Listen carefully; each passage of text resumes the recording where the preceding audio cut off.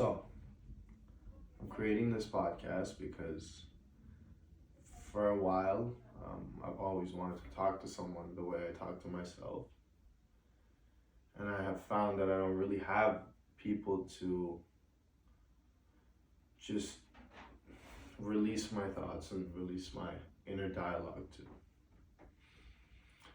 So that's the reason for this podcast. Basically, I just want to talk about what it's like to be a 20-year-old man in 2024 in this current society we live in. The challenges, the goods, the bad, and everything else that comes with it. So, let me tell you about myself a little bit. Where can I start? I was always a very insecure person. I dealt with a lot of anxiety, a lot of sadness, a lot of inner hatred because I was obese and people didn't give me attention, and it was very hard for me to fit in anywhere with anyone.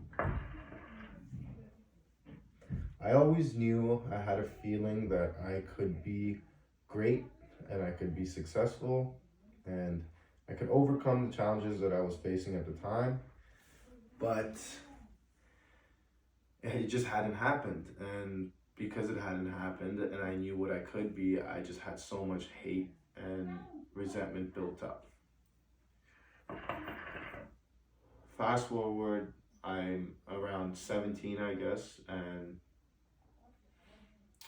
I decided to take fitness very seriously. I decided to take self-improvement very seriously. Studied how to look good, how to feel good, how to be optimal, how to diet. I had a cousin who competed professionally he was an IFBB pro.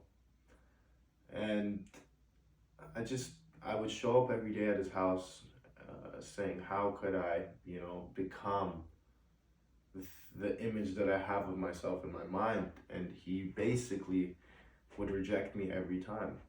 He would say, you're fat, you're incapable, you don't have any hard work in you, you don't have any of the skills that it will take to become whatever you want to become. And he kept doing that every time I showed up, but I kept showing up. And I would show up and I would show up and I would show up until eventually he took me seriously. And once he took me seriously, it was not easy. He would make fun of me, he would tease me, he would make me feel terrible, but it was all because he knew that that was what would motivate me to change.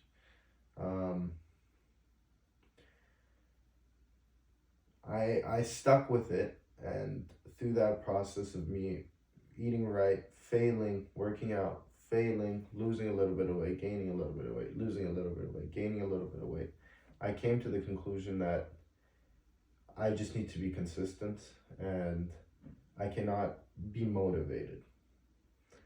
Motivation would get me 10 pounds loss, but then as soon as my motivation faded, I would gain that 10 pounds back. Maybe I would gain 15 pounds back. So I was just done with motivation. It was all about consistency at that point. I started taking consistency seriously, started eating right every day. A year went by, so my skills had grown. I was much more confident in the gym. I knew a lot more about dieting and nutrition, and I chose to do one big push towards my dreams. And I was about 18 at this point, and I was dating this girl at the time. I remember it was New Year's December 31st or January 1st, and I was driving with my girlfriend at the time. I told her to put in her notes, I'm gonna have abs by summer. She probably still has the notes. It's aside from the point, but there was a goal in my mind, and I knew there was nothing that could stop me from getting it as long as I was consistent. So I told her to put in her notes that I would have a six-pack by the summer. And from that day, January 1st, I ate the same every morning, followed the same routine, just did everything the exact same every day, no matter how I felt, no matter how hard things got, no matter if I didn't feel like going to the gym, I still went. If I didn't feel like not eating, didn't eat. Those fucking donuts would look at me, I'd shut them off in my brain. Decided to stay with that, and by May, I was completely transformed. I had a six pack. I had broken up with my girlfriend. She had actually left me because my weight cut was so drastic. She told me that I was sick, but that's besides from the point. Yeah, I had achieved my goal that I had been chasing for 10 plus years. And it felt amazing because I got all the rewards that I would have gotten normally. Oh, I got all the rewards that I thought were going to come with having a six pack, with feeling good, looking good, and getting girls, because that was a big one of the reasons I wanted to get abs. But aside from those three things, I got something that I didn't even think was a possibility. I got respect. I got unbelievable amount of confidence. I got an ability to speak, and when I said something, it actually meant something. So from that process of staying consistent and learning that, okay, if you stay consistent and you achieve your dreams, not only will you be rewarded with the things you thought you would be rewarded with, you would also be rewarded with the things that you didn't even know existed. And that was the biggest, that overcoming that hurdle of losing weight. So let me tell you how much I lost. I lost about, at my heaviest, I was about 255 pounds. And at my lightest, I was about 165. And when I was at 255, it was pure fat. 165, I was pretty cut. I would say around 10% body fat. So anyways, through that hardship of achieving those things, I learned how to be consistent. I learned that if you do chase your goals, it is possible to achieve them. Fast forward a couple months, I had done the things that I've always wanted to do, so parties and being socially popular and getting girls and going out and everybody knowing me and all that stuff. It was fun while it lasted, but it wasn't sustainable. I wasn't having fun in the long term. I pretty quickly realized that I couldn't live a life where I was just partying, drinking, going out, and repeat. And at this time, some of my friends, my best friend at the time, had started a business, and he was chasing this business, and he was seeing many great successes from this business. And us as his friends, the rest of our group, we all felt kind of left behind, especially me, because he was my best friend, I was his best friend. We were closest to each other, so I felt left behind in a way. And at that time, it was a big thing, to hit $10,000 a month. The whole Iman Gadzhi came and he said 10K a month, 10K a month, 10K a month. And he had hit 10K a month. Well, I had no job, and I was still running on that false confidence of, just getting abs and getting girls and thinking that made me the most successful and coolest guy. But it was slowly fading, and I could feel it. I came to the realization that I have to start business. I have to become successful in business, and I have to chase alternative things. I need to set new goals. I used to want abs. I achieved it. Done. Time for a new goal. I tested a lot of things. I tested drop shipping. I tested a bunch of bullshit businesses. Got a few jobs that just weren't adequate for me. But then I started flipping things on Facebook Marketplace. So small level watches, Tissot PRXs, Seiko mods, things like that. It was around $200 to $300 range. And I would flip those, make like $50 profit, flip iPhones as well, flip. until I had about $5,000 saved up and I felt pretty good about myself. So I bought my first Rolex. And I bought a Rolex two-tone Datejust for $5,500. It was a 36 millimeter 2005. It was naked, but it had a rhodium dial. Beautiful fucking watch. I was so excited. I remember the day I bought it, I was running around saying, holy fuck, I bought my first Rolex. Holy fuck, holy fuck. People were looking at me on the street. And I had bought it at one of the richest communities in Toronto, Yorkville. I had got a friend of mine to authenticate it at that time. I was just running around Yorkville screaming, and all the bougie rich guys were looking at me like, what the fuck is wrong with this guy? So I had set myself another goal and I had achieved it again. It was the goal of getting a Rolex. So now I was a guy who had set two goals and I had achieved both of them. And it felt fucking amazing because, again, like the last time, not only did I achieve the actual objective of getting the Rolex, when in the past I was getting the abs, but through that process I learned a lot of things. I learned pretty good skills about sales. Aside from sales, I just learned how to study markets when it comes to just anything. I learned how to negotiate really well, really fucking good. I became an unbelievably good negotiator, unbelievably good salesman.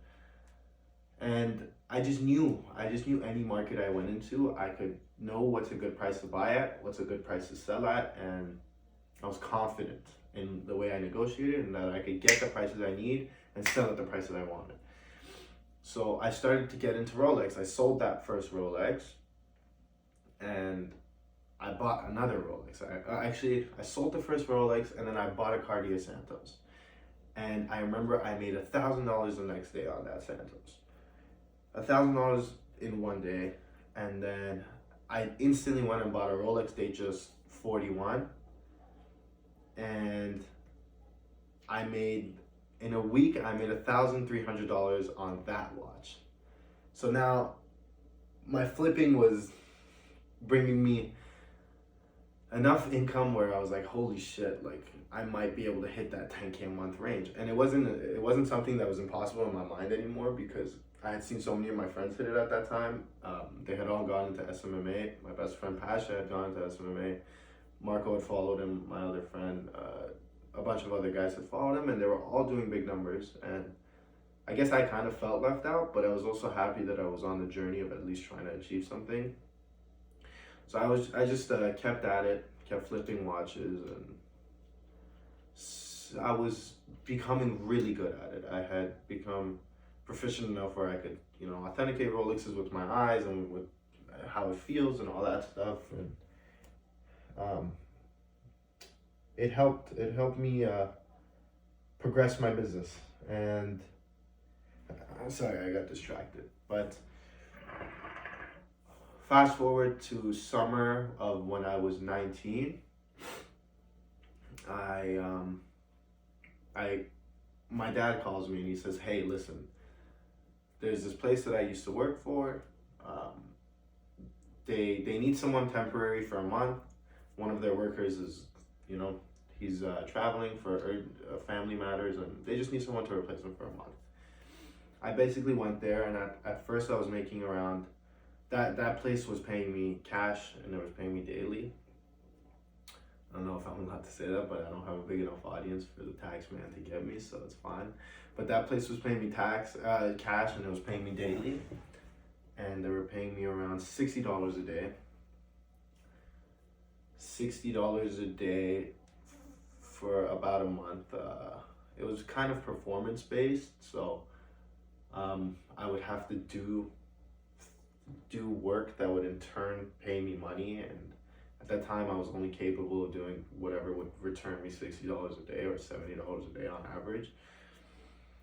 But I saw huge promise in the job, and in that month I used Jordan Peterson's teachings of like kind of corporate espionage to just climb social ranks and become friends with people that are in power and cater to them and show that you're an asset to them.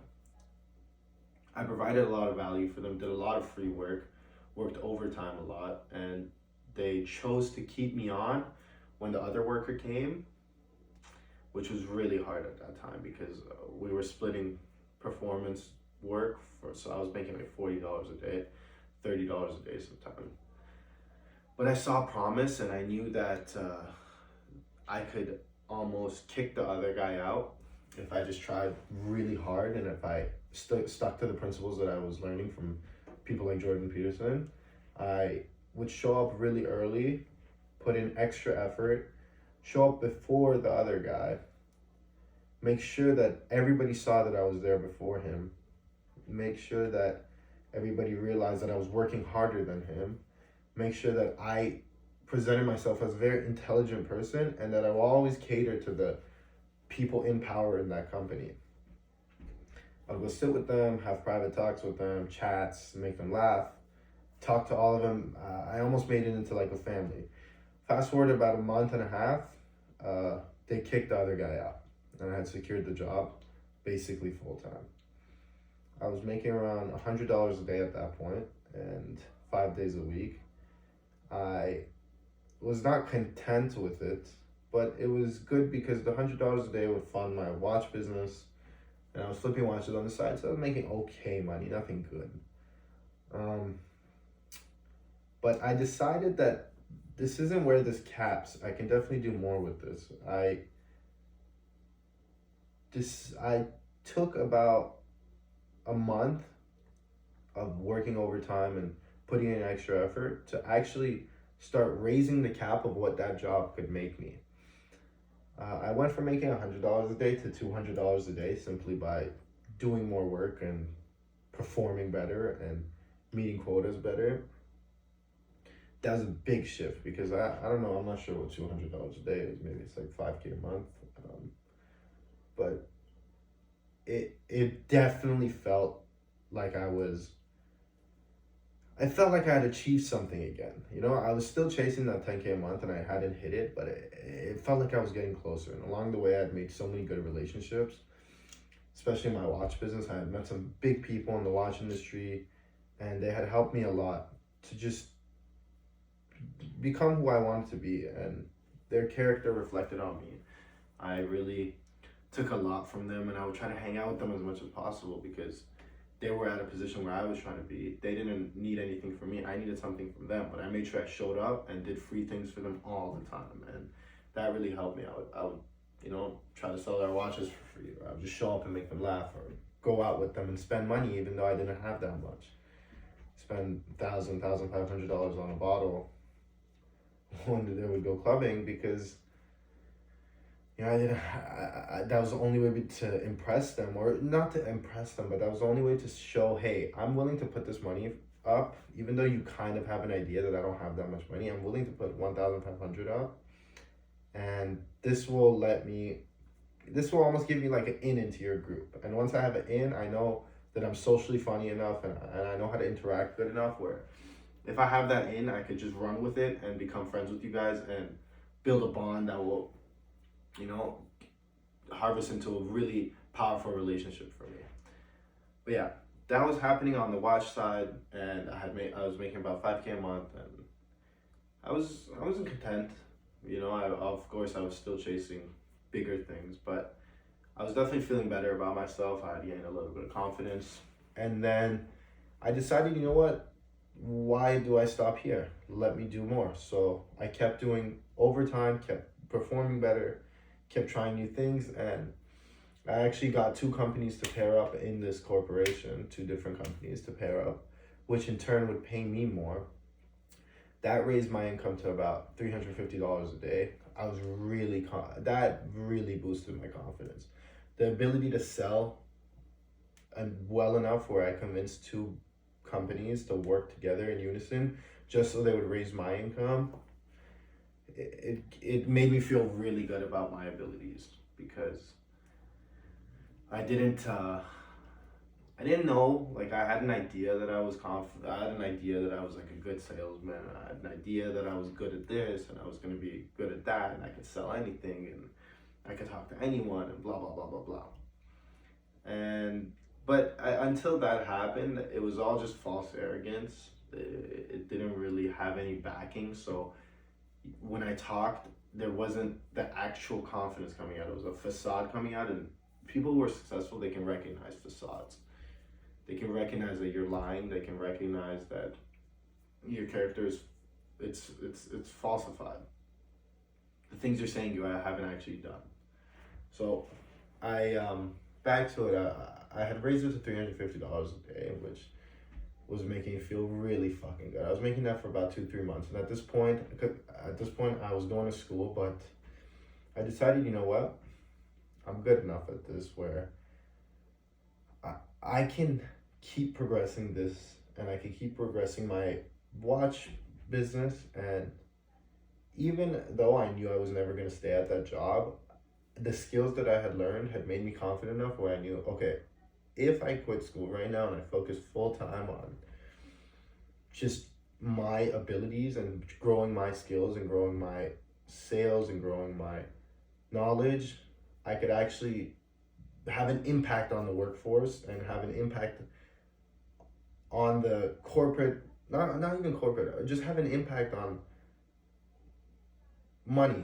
Like, I don't know how to really explain it. I'm blanking out, but I could have an impact trying to make, I would have more return trying to better my skills as a salesman, as a negotiator, as a businessman, and networking than I would staying in school and learning from a B-level university about bullshit that I didn't really care for and I didn't know what I was going to do with. And at one point, I wanted to go into banking, and it was just, I would show up and I would get good grades. It was never the problem that I didn't know what to do. But it just, working 130 hours a week for someone else, and sure, interns at these big banks make, 170 start, and then they just keep rising from there. But once you break it down, 130 hours a week, 140 to 120 hours a week, they're not making that much hourly when they're putting in that much work. And I thought, okay, if I put in as much work, 120 hours a week, into myself that a banker puts into the banking system, I could have a greater return than they have. So I took that risk, and basically I grew my job to around $500 a day, plus my watches on the side. So I was making around $10,000 to $15,000 a month at one point, which really, really grew my confidence. Because now at this point, I had achieved the goal of having abs. I achieved the goal of wearing fancy watches, and I achieved that $10,000 a month, which was such a big deal for all of us in our friend group at one point. Fast forward, I'm working at that same wage, around $500 a day, sometimes up, sometimes down, for a couple months, and I have a little bit saved up, and this opportunity comes to me by a friend, where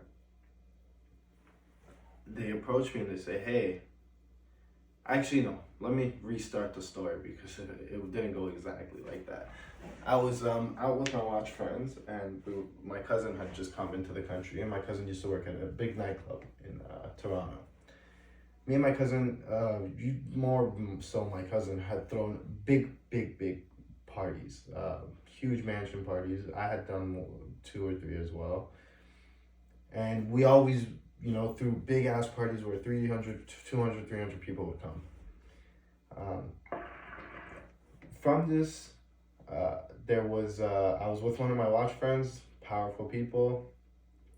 They were just, somehow we got into the conversation of parties and this and that, and they brought up the fact that they went to this one party in King City, which is like a city in Toronto, on like Richmond Hill, or King City is its own city in Ontario. And yeah, so they were telling me they went to this one huge party in King City that was one of the best parties they've ever been to, blah blah blah. And I was like, oh, that's really cool. I used to live in King City, like I used to throw parties. Can I see a video of the party? I didn't think like if they were at my party, but then they showed me my party. I was like, holy shit, that's my party, And I'm really good at throwing parties, and I'm really good at bringing in people, and I'm really good at having fun with that. I have a passion for almost promoting, but just gathering people and letting them have fun with each other, and that ability to pick the right crowds and the right music. I've just been good at that. And so I had an idea that, hey, listen, so we're really good at this. Why don't we make this into something? And then I realized, oh fuck, one of my dad's friends, he actually owns a property on the busiest street in downtown Toronto, which is Queen and Bathurst, which would be almost the club capital of downtown Toronto. There's King Street, which is really, really, really big, and then the street right beside it is Queen Street, but it's right there in competition. So I was like, hey, can I set up a meeting with him? I called my dad. I said, hey, give me his phone number. I called him. I said, hey, how are you? Da da da da da. Can we set up a meeting? Went over to his place with my cousin. Me and him instantly knew. I have a video. Me and him instantly knew that we were going to turn this place into a nightclub. Just the location and the potential, it was beyond anything that I could have like imagined just falling into my hands. It was such a golden opportunity, and I was so flabbergasted. It was almost like spiritually, when I saw the place, I instantly knew that this was something that, you know, I was meant to do. And this was a business adventure that I was meant to go on. So about a month goes, and we start getting into the talks of it. I presented the idea to him. Started going out a lot, started making a lot of friends downtown Toronto, club owners, club promoters, bouncers, this and that. It almost became a job for me to go out and party, because I would go out sober and party. Started making friends with these people, realizing what the scene was and what Toronto had to entail, and becoming familiar with that scene. So if I wanted to join it, I knew what I was getting myself into. On that end, I kept negotiating, trying to set up a deal that would work for me. On this end, I was just learning about the business, learning about what's going on with it, like what do I have to learn, what do I have to do to be qualified, how do I make this work. And about a month of that went by. I'm still in the process of this nightclub take-in, so this is about 3 months ago that I'm talking about. But that went by, talked a little bit about it, then met a few club owners, and that really set me off. You know, it really showed me that this is a possibility, that I could make this work if I really wanted to, if I put in the effort and I follow the right steps and I market it properly and I use the correct promoters, that this is something that I could actually do. So I got serious with the investor, which was my dad's friend. I got serious with the investor. I said, listen, let's do this, and this. Negotiated a deal that worked perfectly for me, perfectly for him. Started rolling the ball, you know? My cousin had left to Iran, and I was kind of alone in this. I'm still kind of alone in this. But, you know, I wasn't wavered by that. I was honestly happy that the stress was all on me. I was happy that all the pressure was on my shoulders.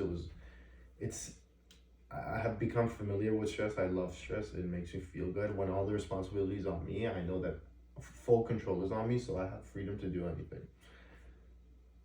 But I continued the nightclub, and I negotiated a deal that works, tried to bring some investors in so we could have more money to play around with. That didn't really work. The original investor wasn't too keen on that idea, so we kept it between us. But in that process, he approached me and he said, hey, you have to quit your job, you know? Because now this is getting serious and we're trying to open this nightclub. You have to quit your job. And it was kind of a hard situation for me, because at that time, it's like, this is like about a month ago, you know? He's like, you have to quit your job and come dedicate your life to this, because I'm putting my property forward and I got mortgages to pay, this and that. So if I'm gonna put this forward, you need to put your time forward. And I understood what he was saying, But I was making $10,000-15,000 a month, and I was scared to put it behind. But I said, you know what? Fuck it, take the fucking risk. What is the alternative? If I don't take this risk now, I'll be in a job that's capped at $10,000 a month, and I see myself making a lot more than that. And this is something that I'm passionate in, and I'm the correct character to make it work. And if I put my mind to it, I can make way more than $10,000 a month with this business. I agreed to quit, and the day I quit was a liberating feeling. It was actually a couple of days ago when things started moving really fast with the nightclub. We started progressing really fast. I decided, you know what, fuck it, this is time to quit now. I put in a 1 week notice, and so it's Sunday now. This Friday was my last day. It was scary, but it was also exhilarating. But my fun turned into shit. It was very short-lived. My fun was very short-lived. On the first day that I quit, I lost, in the first month that I had decided to quit, I lost half of all I had saved up, just on uncoincidental fucking losses over and over and over again.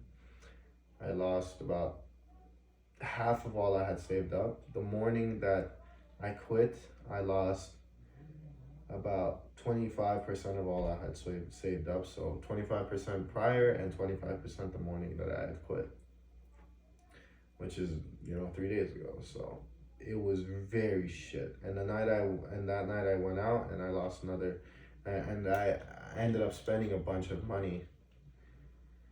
I don't know why. It was almost like a fuck it.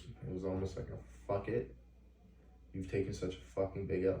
Fuck it. Money's a piece of shit. Fuck it. Just throw it at it. Throw it at the fucking wall. Who gives a fuck? Spent a bunch of money. It was a mistake for sure, but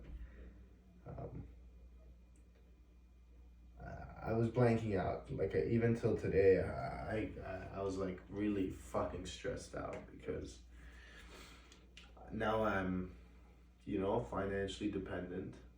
I don't have as much saved as I would have liked to exit that company. I'm fine. Like, I can still go out and I can still, wear nice watches and stuff. But now I have to be more careful. And basically through all that and through the stress, I realized, you know what? Now I have free time. I'm going to take up reading. I'm going to take up fitness again seriously, because I'm not as good looking as I used to be fitness wise, and I'm not where I want to be. So I'm going to go back in, I'm going to go into reading, I'm going to go into educating myself, and I'm going to go back into fitness, which was such a big part of the confidence that I have now today. And I also wanted to go into this content creation, but not really content creation, because I just kind of want to talk. I don't want to do fancy edits and short form content to catch your attention and clickbaity thumbnails. I know how to do those things. I have friends that do them, but it's not what I want to do. I just want to do this. This is almost like a therapy session for myself, because me speaking out loud, it almost helps me get through all the stresses that I have.